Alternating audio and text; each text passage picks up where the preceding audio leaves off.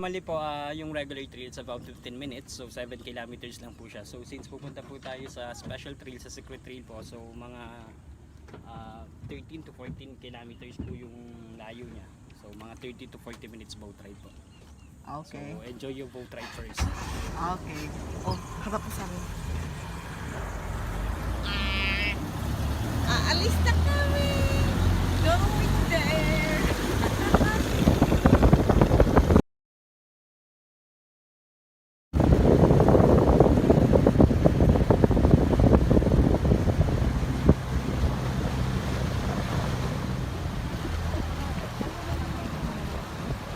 Ano? Hindi, ito na.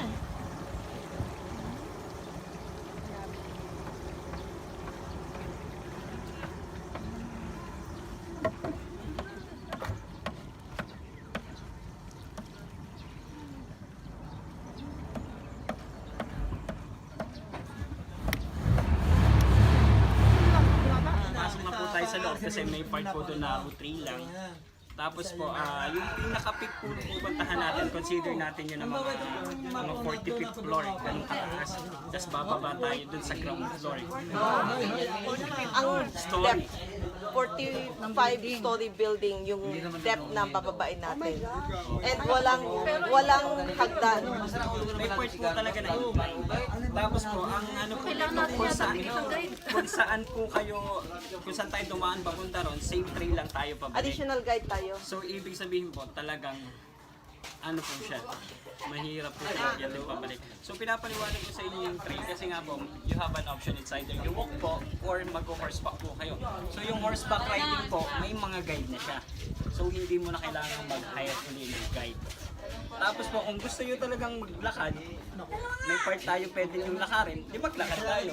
May part doon na mahirap, magkabayo. Ganun.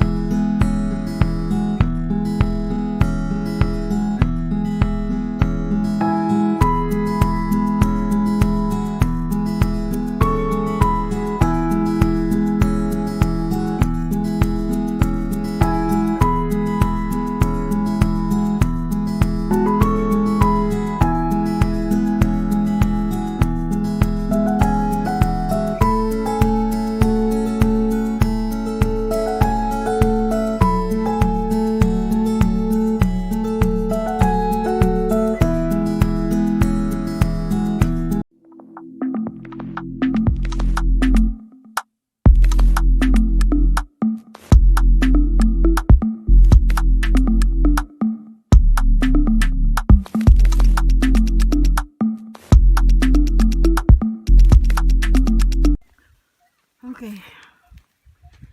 This is Labor Day getaway trekking the crater of Taal Volcano. If you notice how hot it is, all the leaves are drying. See? It's craziness. Crazy. Crazy. Crazy. Oh, recording to ha?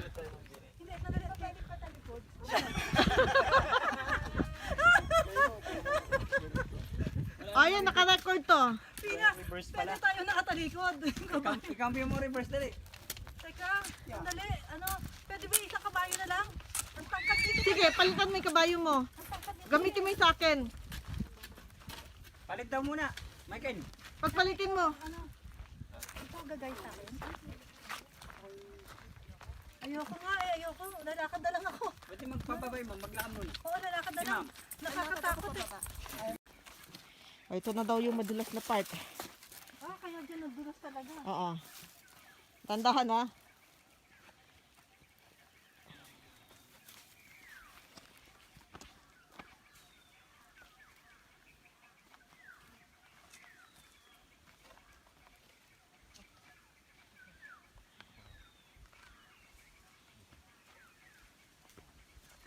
John, pwede dalhin niyo muna yung cooler?